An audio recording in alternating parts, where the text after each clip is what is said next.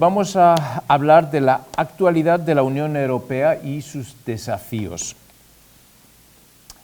Para mí es un gran gusto, es hoy mi primer encuentro con jóvenes aquí en Montevideo. Acabo de llegar hace tan solo un par de semanas y tengo mucho placer en encontrarles y tener un intercambio con todos vosotros. Mi nombre, como ya saben, es Petros Mavromichalis. Soy de nacionalidad griego y belga y más que nada soy europeo. He trabajado toda mi vida para las instituciones europeas en Bruselas y recientemente en Berna. O sea que he venido de la Suiza a la Suiza de América Latina y me parece muy apropiado. La diplomacia realmente fue una piedra angular para los padres fundadores de la Unión Europea. Supongo que habrán oído hablar de Jean Monnet, Robert Schuman, Konrad Adenauer, Alcide de Gasperi, todos los fundadores del proyecto europeo en los años 50. En aquella época el objetivo era conseguir una paz duradera en Europa y evitar que caímos en las mismas trampas, los mismos errores que en el pasado, y entonces la interdependencia económica, empezando por las materias primas que eran indispensables para hacer la guerra, el acero y el carbón. La interdependencia era visto como primero, y es lo más importante, una forma de evitar otra guerra, de llegar a una paz verdadera y durable, y también como un modo de tener más bienestar. Y es así que hemos pasado de una primera comunidad en 1952 del carbón y del acero a una segunda que fue la Comunidad Económica Europea y por fin a la Unión Europea que tenemos hoy. Pero ha habido también fracasos entre la Comunidad del Carbón y del Acero y la Comunidad Económica Europea.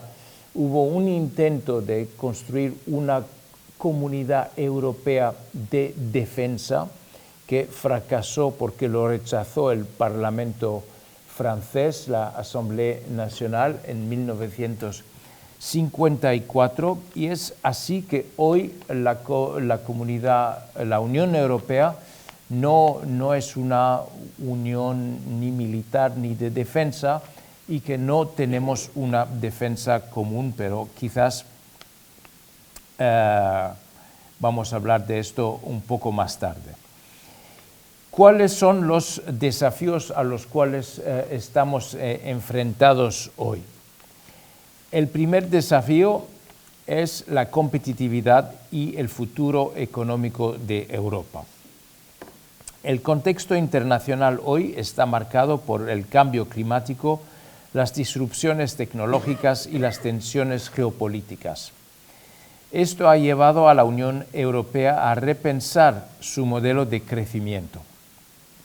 En enero de 2025, la Comisión lanzó la Brújula para la Competitividad, que está inspirada en el informe Draghi sobre el futuro de la competitividad europea. La brújula sitúa la competitividad en el centro de la agenda económica y la articula en tres necesidades clave. Primero, colmar las lagunas de innovación, crear un entorno favorable para la creación y expansión de startups. Impulsar la adopción tecnológica en grandes empresas. Inteligencia artificial, robótica, automatización. Simplificar normas mediante un régimen jurídico que armonice marcos regulatorios sin sustituir a los nacionales. Y apostar por tecnologías avanzadas como la cuántica, materiales de frontera, biotecnología, robótica, espacio. Segundo, descarbonizar la economía. Presentar un pacto por una industria limpia para sectores intensivos en energía, en particular el sector químico, del acero y los metales. Se establecen planes sectoriales y un plan de energía accesible que reduzca costos para empresas y hogares.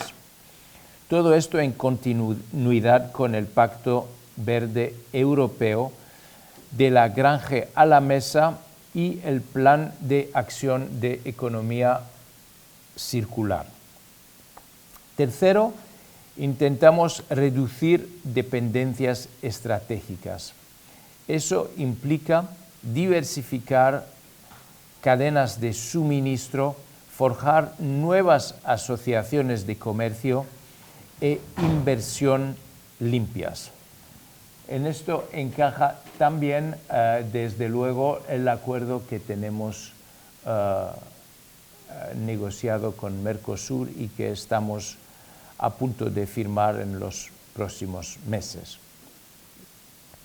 También pretende asegurar de Europa a materias primas críticas, energía limpia y tecnologías de bajas emisiones para garantizar la perenidad de su industria.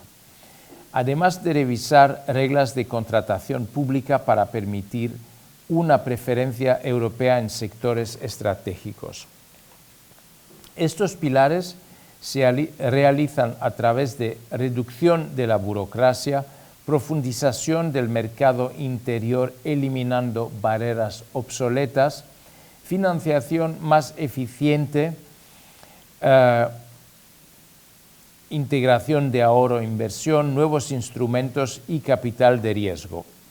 Y por fin, competencias y empleos de calidad y mejor coordinación, una herramienta de coordinación de la competitividad respaldada por un fondo de competitividad que integra instrumentos existentes.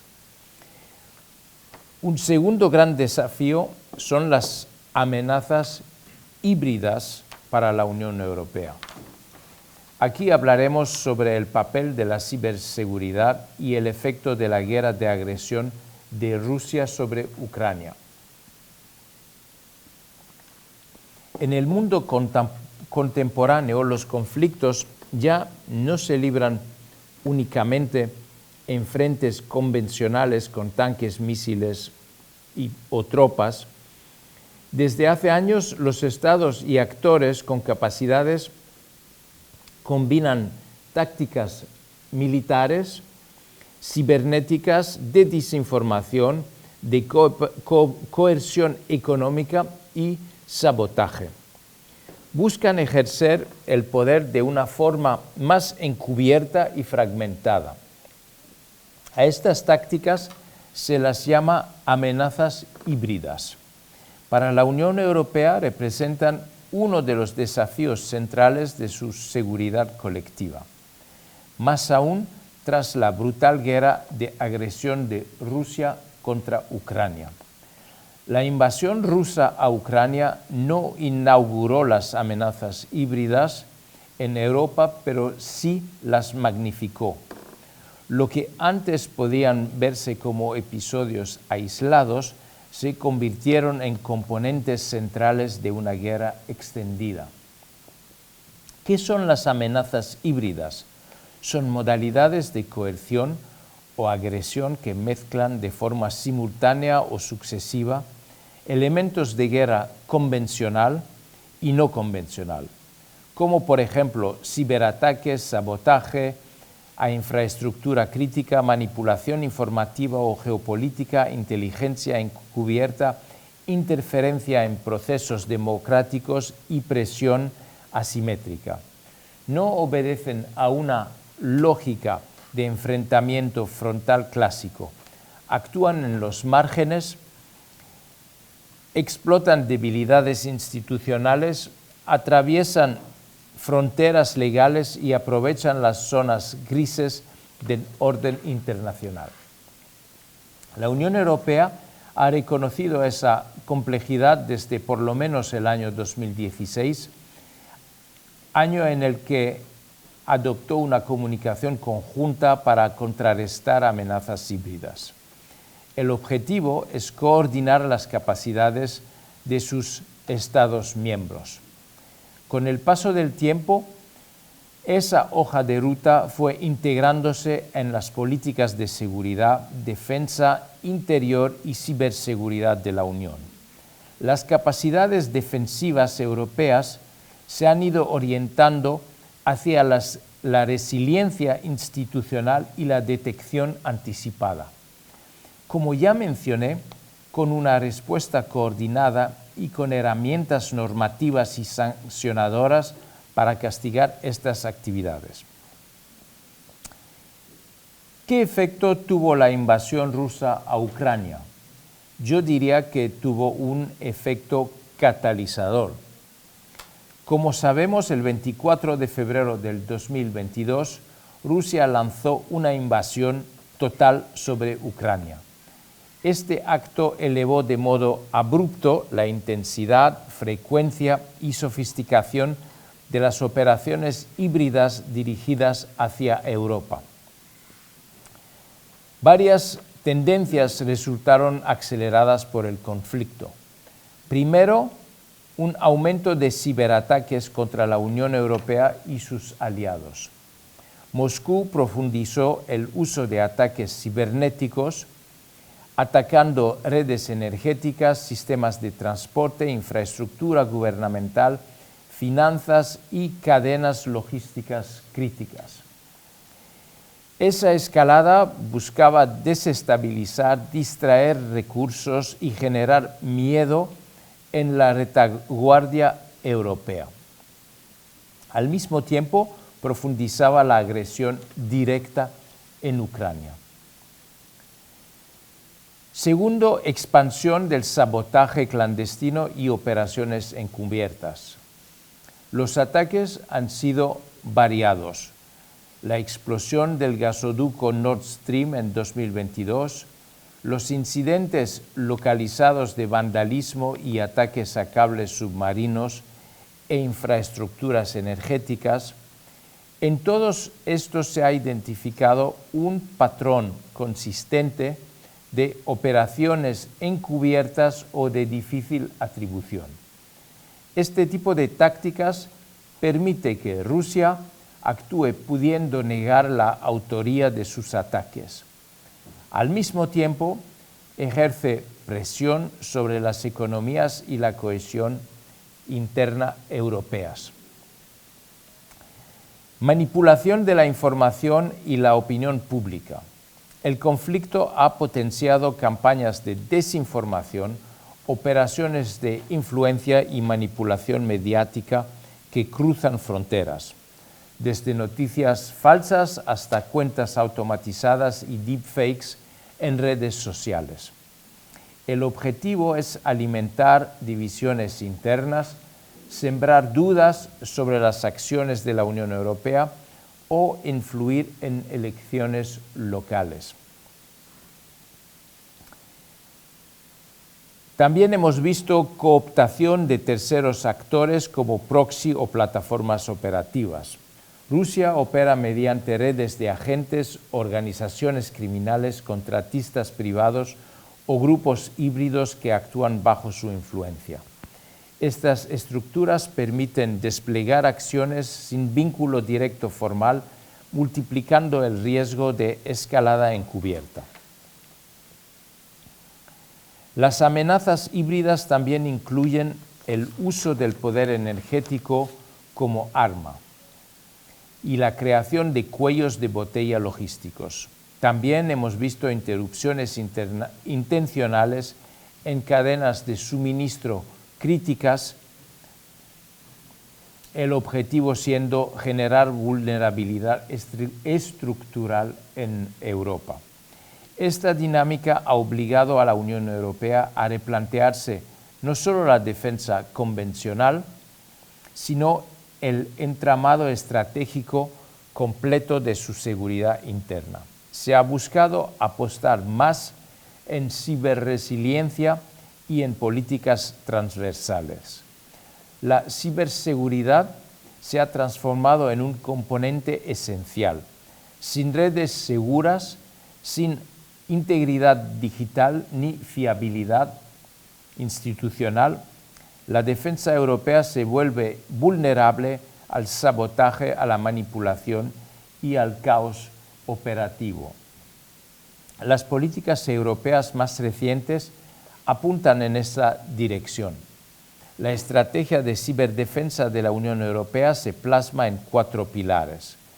Actuar conjuntamente, asegurar el ecosistema de defensa, invertir en capacidades cibernéticas y asociarse con el sector privado.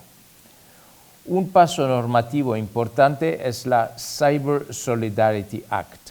La misma consiste en la regulación europea para fortalecer la solidaridad entre Estados miembros frente a incidentes cibernéticos. Esta norma fue motivada en parte por los ataques rusos posteriores a la invasión a Ucrania. Desde 2019, el Consejo de la Unión Europea dispone de un marco para imponer sanciones en estos casos, ya sea contra personas o entidades responsables de ataques cibernéticos que amenazan a Estados miembros a través de congelamiento de activos y prohibiciones de viaje. También, a nivel de resiliencia interna, la Comisión lanzó la estrategia Protect-EU. Esta refuerza la seguridad del espacio digital europeo, fomenta la protección de infraestructura crítica, mejora los mecanismos de intercambio de información y establece cooperación más estrecha entre los Estados miembros frente a amenazas híbridas. En definitiva, los acontecimientos internacionales recientes recordaron a Europa una verdad incómoda, y es que la paz es muy frágil. La Unión Europea se ha propuesto reforzar su capacidad de disuasión y respuesta, siempre fundamentada por el derecho internacional y en coordinación con la OTAN.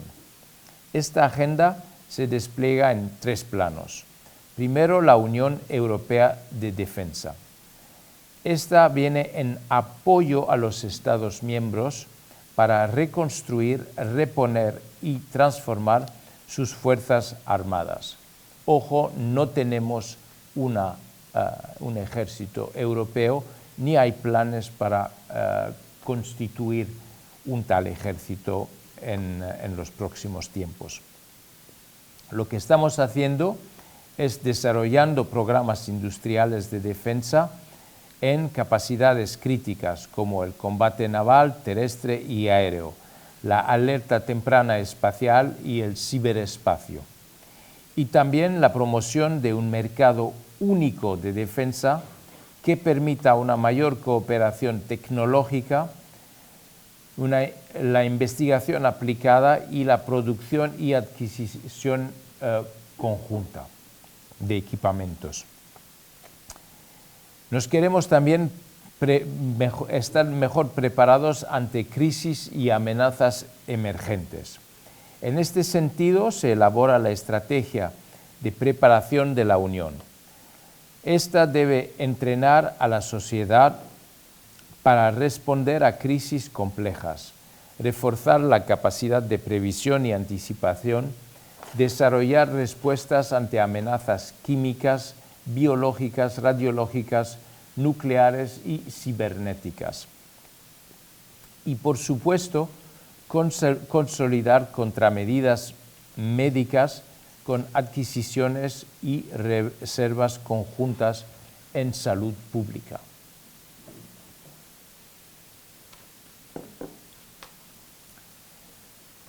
Un otro campo importante es la seguridad interior, las fronteras y la migración. Se ha elaborado una estrategia europea de seguridad interior que incorpore la seguridad en la legislación, un plan de acción contra el narcotráfico centrado en cerrar rutas y desmantelar modelos de negocio criminales. Y también una agenda de lucha contra el terrorismo enfocada en la prevención de la radicalización y la financiación ilícita. La seguridad europea atraviesa una reconfiguración acelerada. Desde el 2022, la invasión rusa a Ucrania puso en primer plano una realidad que venía gestándose. Europa necesita invertir más y mejor en su defensa. Tiene que proteger sus infraestructuras críticas y dotarse de una base industrial capaz de sostener operaciones prolongadas. Y, por supuesto, apoyar a sus socios. Esa toma de conciencia se tradujo en más presupuesto, reformas regulatorias y mecanismos de apoyo a la industria para cerrar brechas urgentes en temas como munición, defensa antiaérea y ciberseguridad, así como alinear a los Estados miembros tras objetivos comunes.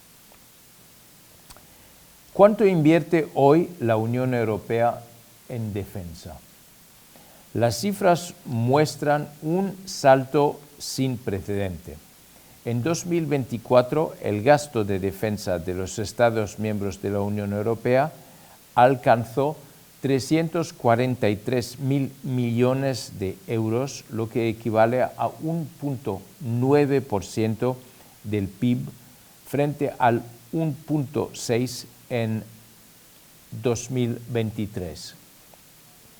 Para 2025, las proyecciones del Consejo de la Unión Europea lo estiman a 381.000 millones de euros, es decir, el 2,1% del PIB. Se trata del 10º año consecutivo de aumento y de un crecimiento del 37% respecto de 2021. Estas magnitudes no solo reflejan más recursos, sino también la priorización de equipamiento y reabastecimiento de equipamientos existentes. La pregunta ya no es solo cuánto gastamos, sino cómo lo gastamos y con qué efecto en capacidad real. La agresión rusa actuó como acelerador de la agenda europea. Varias líneas de acción se activaron o escalaron de manera decisiva. Suministro a Ucrania y reconstrucción de existencias. La Unión Europea y sus Estados miembros han movilizado 63,2 mil millones de euros en apoyo militar a Ucrania, combinando transferencias bilaterales y financiación europea. Un instrumento clave ha sido la Facilidad Europea para la Paz, con 6,1 mil millones de euros comprometidos entre 2022 y 2024. Los mismos fueron para reembolsar equipos entregados, munición y capacidades críticas. En paralelo, la Unión Europea lanzó la misión de asistencia militar con más de 80.000 soldados ucranianos formados en territorio europeo desde 2022. Segundo, apoyo macrofinanciero sostenido a Ucrania mientras la Ukraine Facility que aporta hasta 50.000 millones de euros en apoyo financiero. Estos fondos son para la resiliencia, la recuperación y modernización de Ucrania y complementan el esfuerzo estrictamente militar. Además de la dimensión presupuestaria, la Unión Europea impulsa compras conjuntas, estándares comunes e interoperabilidad. El objetivo es que la inversión se traduzca en economías de escala, menor fragmentación y mayor disponibilidad. La lección ucraniana respecto de la seguridad es clara. No se trata de armar una Europa distinta de sí misma, sino de alinear recursos, industria y normas para proteger a su ciudadanía. Se trata de respaldar a sus socios y disuadir a quienes apuesten por la fuerza y la coerción híbrida. Ese es hoy el sentido profundo de la inversión en seguridad de la Unión Europea. Un tercer gran desafío que la Unión Europea aborda son el control de sus fronteras y la migración. Respecto de las fronteras, el objetivo es un sistema de gestión digital plenamente funcional y una política de visados consistente con un espacio Schengen íntegro. En este sentido, ya entró en vigor el EES, el Sistema de Entradas y Salidas, un sistema automatizado que reemplaza el sellado manual de pasaportes para nacionales de países terceros que ingresan al espacio Schengen. El sistema registra electrónicamente los datos de los viajeros, incluyendo datos biométricos, para controlar de manera más eficiente la entrada, salida y la duración de las estancias cortas. El Sistema Europeo de Entradas y Salidas, un sistema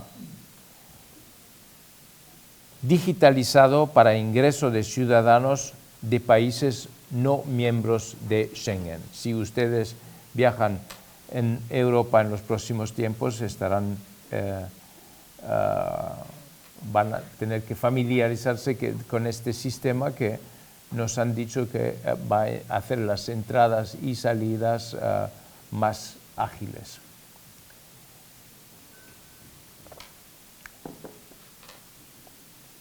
En migración, la Unión Europea aborda el reto con solidaridad y eficacia. La Unión Europea ha establecido una política común de inmigración que busca gestionar los flujos migratorios de manera justa y eficaz, al mismo tiempo que protege los derechos de los migrantes y refugiados. Si bien es cierto que el Pacto sobre Migración y Asilo del 2020 representa el intento más reciente de la Unión Europea de armonizar estas políticas y que su implementación sigue siendo un tema de debate. La Directiva sobre Protección Internacional armoniza las normas sobre los requisitos para la concesión de asilo y protección internacional, mientras que el Reglamento de Dublín determina qué Estado miembro de la Unión Europea es el responsable de examinar una solicitud de asilo para evitar la duplicación de solicitudes y asegurar un examen rápido. Ambas normativas trabajan juntas para gestionar la protección internacional en la Unión Europea. Y ante el complejo panorama mundial, la Unión Europea enfrenta también un cuarto desafío, que es lo de buscar socios confiables. En un contexto global marcado por la competencia geopolítica, la digitalización acelerada y la crisis climática, la Unión Europea ha renovado su compromiso con América Latina y el Caribe. Europa busca socios confiables con los que compartir una visión de desarrollo sostenible, estabilidad democrática y prosperidad inclusiva. La región latinoamericana, con su diversidad productiva y afinidad institucional, se presenta como un aliado natural para esta agenda. La Unión Europea considera que el fortalecimiento del vínculo con América Latina es una decisión estratégica y de valores. Entre ellos, diversificar socios, proteger la democracia y acelerar la doble transición verde y digital. Para Europa, América Latina no es una región del pasado, sino un socio esencial en la construcción de un orden internacional más justo, sostenible y basado en reglas. Las relaciones entre ambos bloques se formalizaron hace más de 3 décadas mediante acuerdos de cooperación y asociación política. Sin embargo, cobraron nuevo impulso con la cumbre EU-CELAC de 2023 en Bruselas, donde se relanzó una alianza estratégica basada en 4 ejes: transición ecológica, transformación digital, cohesión social y gobernanza democrática. La Unión Europea comprometió 45.000 millones de euros en inversiones regionales dentro del marco Global Gateway, su plan global para impulsar una conectividad sostenible y segura. Más allá del comercio, la Unión Europea busca con América Latina una alianza tecnológica y ecológica. La Alianza Digital UE-LAC promueve interoperabilidad, ciberseguridad y conectividad de última generación. Asimismo, programas como Euroclima Plus y el Pacto Verde Europeo fomentan inversiones en transición energética justa y producción sostenible. Asimismo, Europa impulsa cooperación en seguridad, justicia y ciberdefensa. Esto es posible mediante proyectos como el Pacto o CICOP, conscientes de que la estabilidad, he hablado demasiado ya, institucional es condición del desarrollo. No sé si han escuchado hablar de Global Gateway. ¿Sabe de qué se trata? Bueno, algunos sí. En una sola frase lo definiría como la estrategia de la Unión Europea para un desarrollo sostenible y confiable. Somos conscientes que el mundo hoy está marcado por la competencia estratégica por recursos, la tecnología y la infraestructura. Por esa razón, la Unión Europea lanzó en 2021 esa iniciativa llamada Global Gateway, una estrategia global de inversión que busca movilizar hasta 300.000 millones de euros entre 2021 y 2027. Esta cifra ya se ha alcanzado hoy y pienso que vamos a superarla. Su propósito es ofrecer una alternativa basada en sostenibilidad, transparencia y valores democráticos. Esto en contraste frente a modelos de cooperación más autoritarios o dependientes. Nuestra estrategia tiene un enfoque basado en confianza y sostenibilidad. Su objetivo es crear redes sostenibles, seguras y equitativas en sectores estratégicos como energía, digitalización, transporte, salud, educación y medio ambiente. La propuesta combina fondos públicos, instrumentos financieros del Banco Europeo de Inversiones y capital privado bajo un enfoque denominado Equipo Europa. ¿Qué es el Equipo Europa? Es las instituciones europeas y los Estados miembros coordinando su acción hacia un mismo objetivo. Esta arquitectura pretende demostrar que la cooperación internacional puede ser rentable y ética a la vez, priorizando la buena gobernanza, la sostenibilidad fiscal y el respeto a los derechos humanos. Global Gateway busca no solo construir rutas o redes, sino instituciones sólidas, empleos de calidad y confianza a largo plazo. América Latina y el Caribe ocupan un lugar central dentro de la estrategia Global Gateway.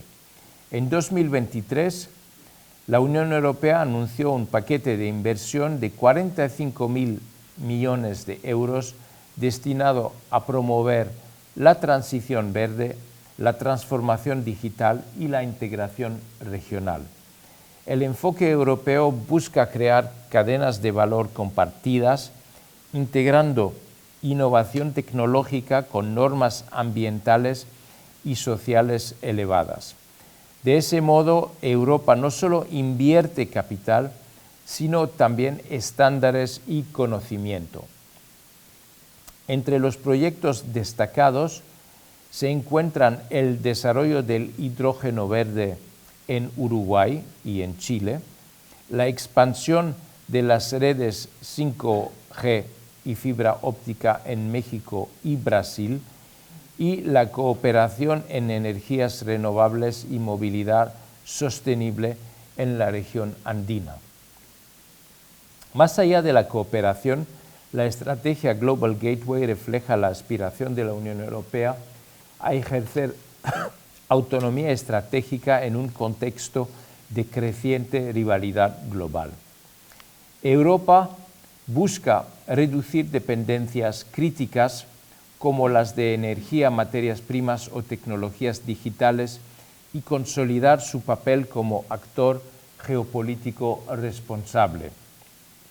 La iniciativa no compite solo con otros modelos, sino que propone un paradigma alternativo, uno donde el desarrollo se construye desde la confianza, la sostenibilidad y la reciprocidad. En palabras de nuestra presidenta Ursula von der Leyen, Global Gateway es la promesa europea al mundo, una inversión en las personas y en el planeta guiada por los valores que compartimos. En este contexto no puedo dejar un quinto desafío que va de la mano con los que mencioné anteriormente: el comercio y los socios estratégicos, Chile, México y Mercosur. Europa busca reducir su dependencia de actores inestables y asegurar cadenas de suministro sostenibles mediante acuerdos con socios de confianza. En este contexto, Chile se convierte en un aliado clave por su potencial en minerales críticos, litio, cobre y molibdeno, indispensables para la transición energética y la industria verde europea. La modernización del Acuerdo Unión Europea-Chile, firmada en 2023, abre oportunidades para inversiones europeas en hidrógeno verde, electromovilidad y energías renovables. Por su parte, México consolida su papel como puente entre Europa y América del Norte.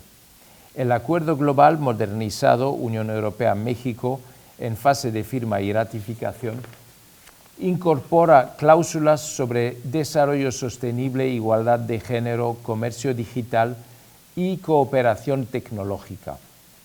Además, amplía el acceso europeo a compras públicas y a sectores estratégicos, fortaleciendo la competitividad bilateral en innovación y digitalización.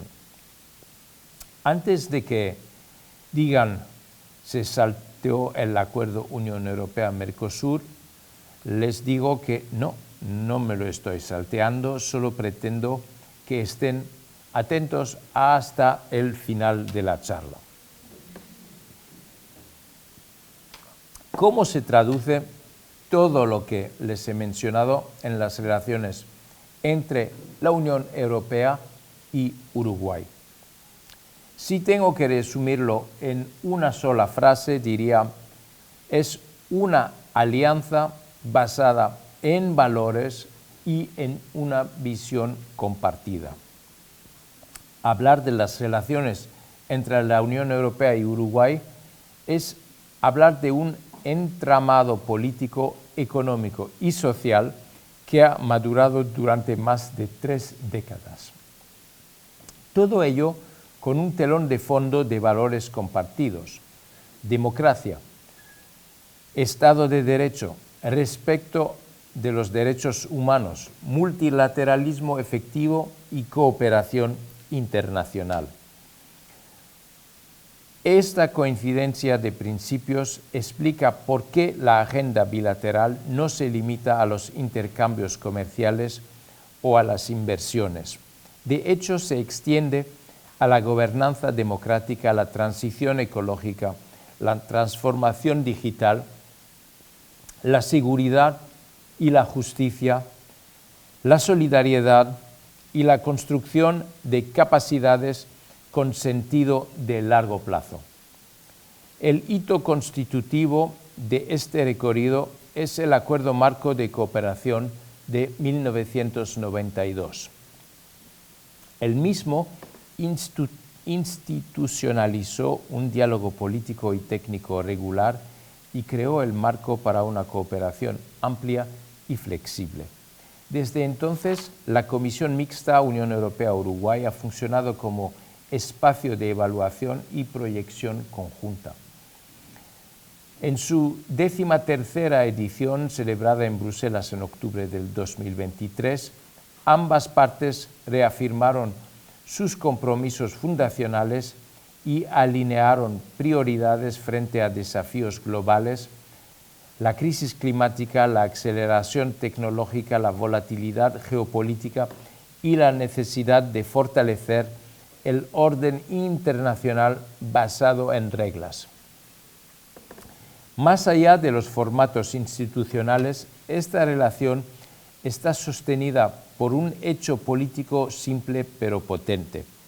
Uruguay es una democracia plena y estable, con un sistema institucional previsible, altos niveles de transparencia y bajos índices de corrupción. Esa credencial de confianza construida a lo largo de décadas hace que la Unión Europea lo reconozca como socio confiable en América Latina. A la vez, para Uruguay, la Unión Europea es un aliado de gran calado por ser un ejemplo único de integración, por su potencial regulatoria y su vocación de cooperación internacional. La cooperación Unión Europea-Uruguay se apoya en 3 dinámicas. Primero, el intercambio de información y construcción de consensos en torno a desafíos globales, como el cambio climático, la gobernanza digital, la seguridad, las migraciones, la salud pública, entre otras cosas, partiendo de una matriz común de valores democráticos. Una cooperación técnica sectorial en áreas donde la Unión Europea aporta marcos regulatorios, estándares y buenas prácticas. Y Uruguay aporta la capacidad de adaptación institucional y una voluntad de reformas.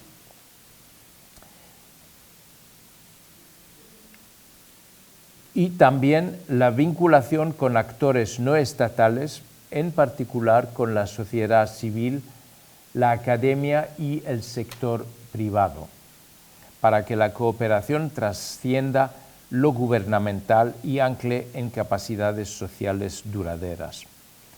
Este andamiaje se expresa, por ejemplo, en el diálogo anual con organizaciones de la sociedad civil que sostiene la delegación de la Unión Europea en Uruguay y en el apoyo a las organizaciones de la sociedad civil para que presenten sus informes en procesos multilaterales como el examen periódico universal. Promovimos la participación articulada de la sociedad civil a través de la plataforma que nuclea a las organizaciones llamada ANONG, con el apoyo de la Oficina de Naciones Unidas en Uruguay.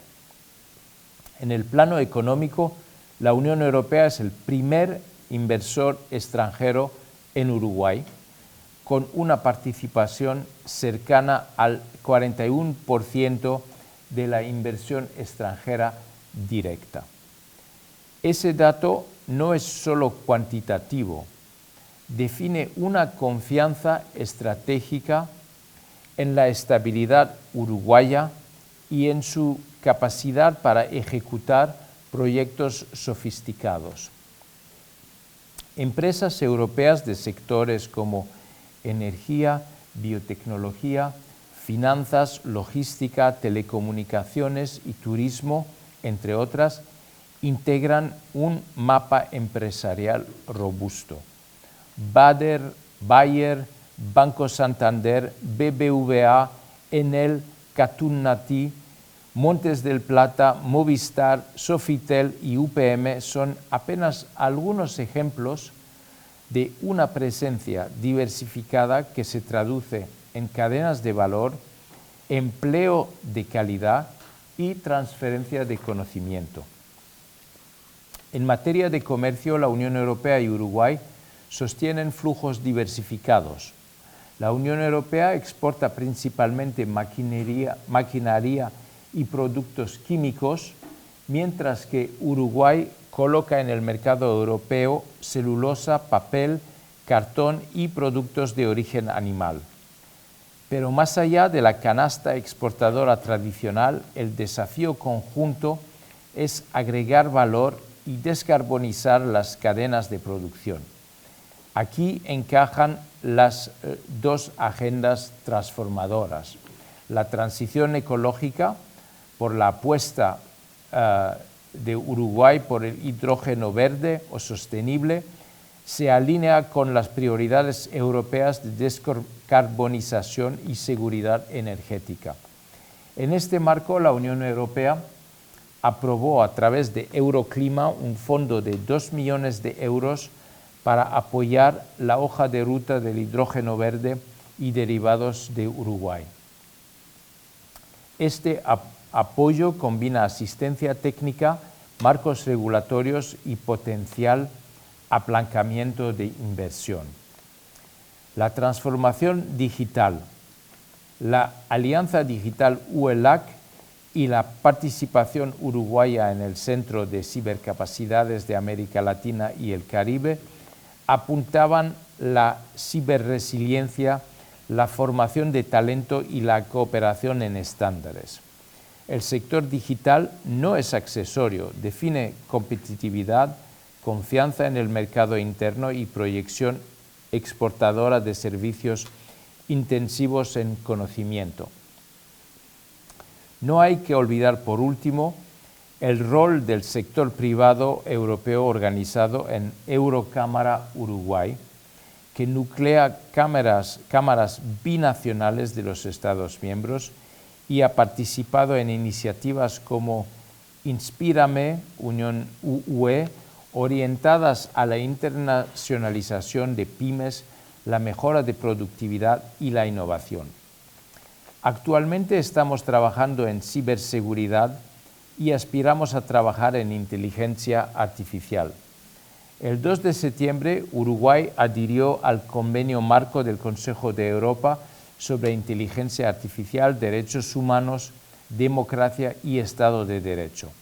De esta manera, se convirtió en el primer país latinoamericano en dar este paso, junto con 11 estados del Consejo de Europa, Canadá, Israel, Japón, Estados Unidos y la Unión Europea.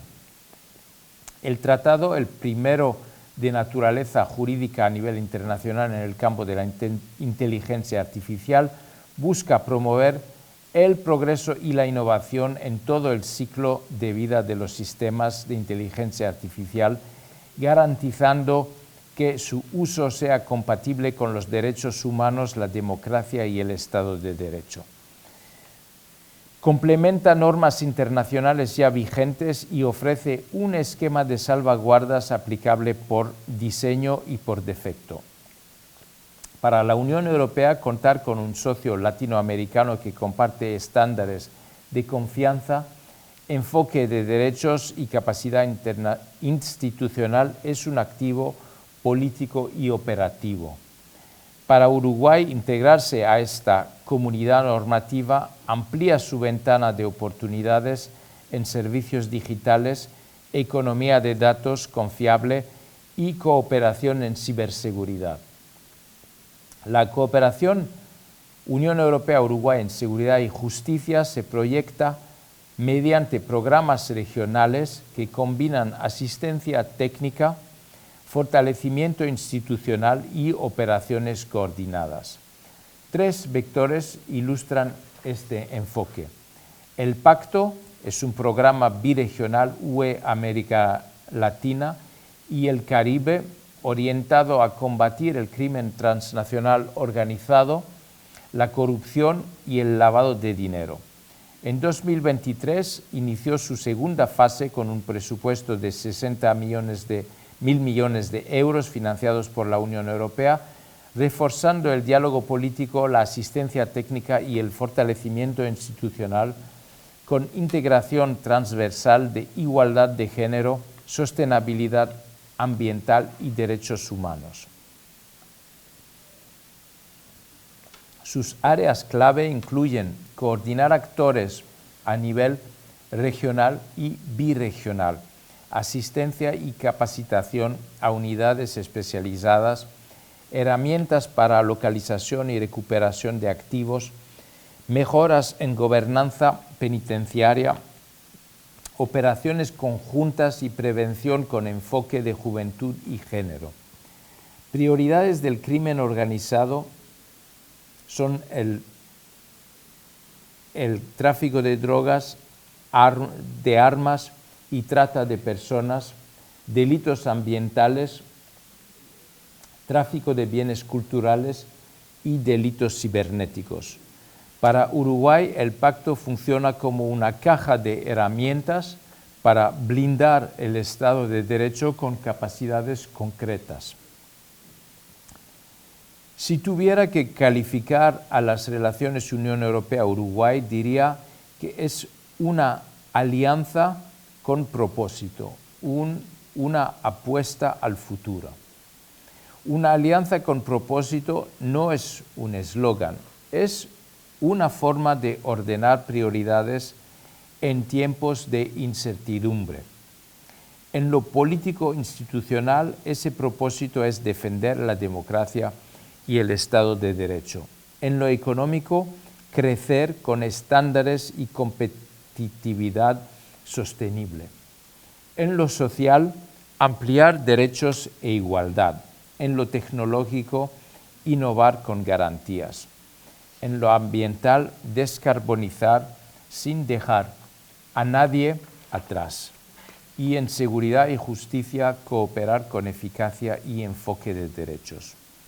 Uruguay aporta a la Unión Europea seriedad, previsibilidad y vocación internacional.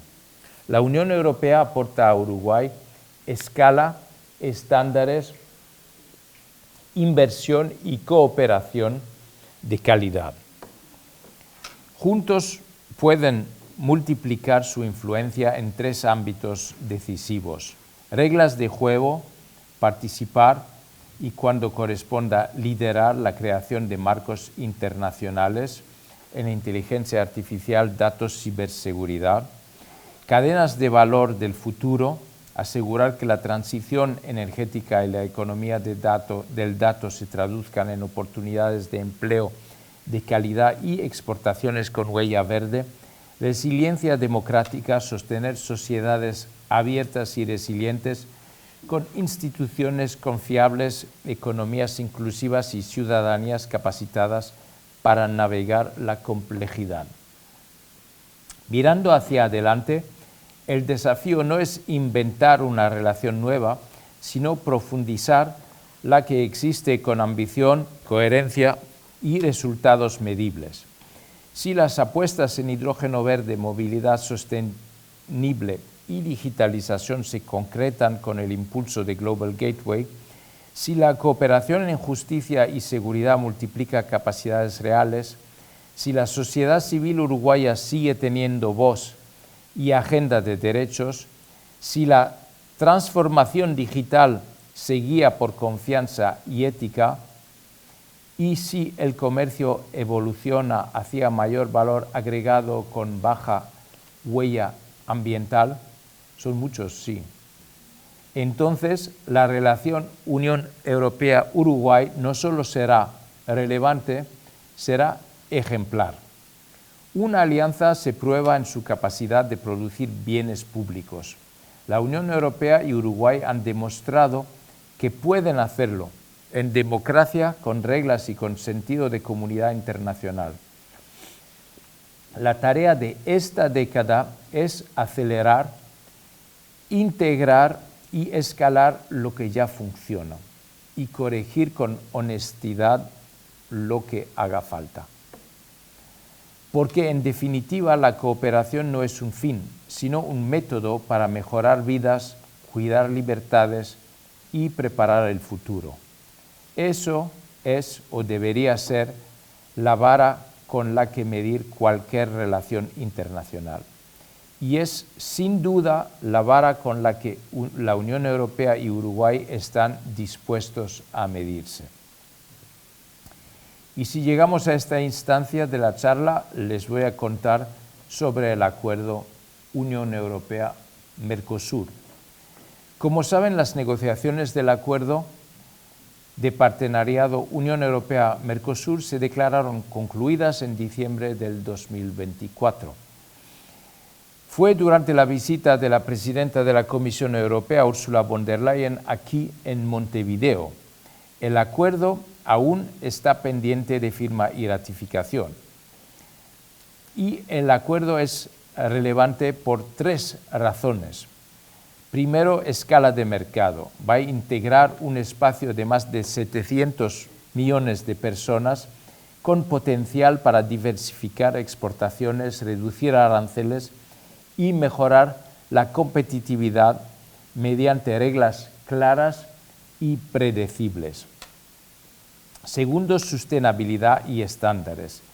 Incorpora capítulos ambientales y laborales que reflejan la convergencia de valores entre la Unión Europea y Mercosur y que serán cruciales para el acceso a mercados en un mundo que demanda trazabilidad, baja huella de carbono y cumplimiento normativo. Y tercero, una alianza política y estratégica. Más allá del comercio, instala un diálogo estructurado en temas como innovación, economía del conocimiento, energía limpia, cadenas de suministro críticas y resiliencia regulatoria. En este tablero, Uruguay juega como bisagra confiable. Es un país pequeño y abierto, con gobernanza sólida y vocación internacional. Puede aprovechar el acuerdo para escalar su inserción inteligente en cadenas de valor europeas, desde la bioeconomía y el agrointeligente hasta en servicios globales, logística verde y energía limpia. Y ustedes querrán saber en qué etapa nos encontramos. Como soy optimista, quiero pensar que nos encontramos en la etapa final. La Comisión Europea presentó los textos al Consejo y al Parlamento Europeo el 3 de septiembre. Conforme a nuestros procedimientos internos, actualmente están siendo considerados estos textos por el Consejo. El acuerdo constituye un único compromiso político integrado por dos instrumentos jurídicos paralelos: el Acuerdo de Asociación Unión Europea-Mercosur, llamado en abreviado EMPA, y un acuerdo comercial interino o ITA. El EMPA comprenderá el pilar político y de cooperación, el pilar comercial, ambos sujetos a ratificación a nivel de la Unión Europea y por todos los Estados miembros de la Unión Europea. El ITA abarca únicamente aquellas partes del pilar comercial que son de competencia exclusiva de la Unión Europea, por lo que podrá adoptarse mediante un proceso de ratificación únicamente a nivel de la Unión Europea y expirará una vez entre en vigor el EMPA. Nuestro objetivo es que la parte comercial del acuerdo pueda aplicarse lo antes posible, idealmente ya en 2026. Por esto, estamos trabajando de forma acelerada con ese propósito. Queremos que nuestras empresas comiencen a beneficiarse de este acuerdo comercial sin demoras. La Unión Europea mantiene su compromiso, tal como lo expresó la presidenta von der Leyen, de firmar el acuerdo con Mercosur en diciembre. El calendario depende naturalmente de los procedimientos internos del Consejo, pero estamos confiantes que eso se va a conseguir. Por último, les invito a que se sumen a las actividades que realizamos en la Unión Europea en Uruguay. Esta semana empiezan las capacitaciones del programa de simulación del Parlamento Europeo, llamado Euromodelo. Lo ejecuta académicamente la Universidad ORT. Si no se inscribieron, estén atentos para el próximo año. Tenemos también pasantías remuneradas en tres sectores. No es que soy alérgico a los pasantes, pero sí estoy alérgico a la primavera. Los tres sectores son política, comercio y cooperación. Organizamos el Euromodelo Uruguay, un ejercicio de simulación del Parlamento Europeo, junto con la Universidad ORT, como ya mencionado. Entonces, dos posibilidades: el Euromodelo, si no para este año, para el año próximo, y también las pasantías. Y, por fin, el próximo 20 de noviembre haremos una feria de becas con título El intercambio te cambia, para hablar sobre las oportunidades que ofrece el programa Erasmus de la Unión Europea y las becas que ofrecen los Estados miembros. Los cupos son limitados, o sea que no se pierdan esta oportunidad. Para todo esto y muchas más informaciones nos pueden seguir en nuestras redes sociales @UE en Uruguay. Pues me doy cuenta que la charla ha sido más larga de lo previsto, que quiere decir dos cosas: o que mis compañeros me han escrito demasiado, o que yo soy muy lento en leerlo.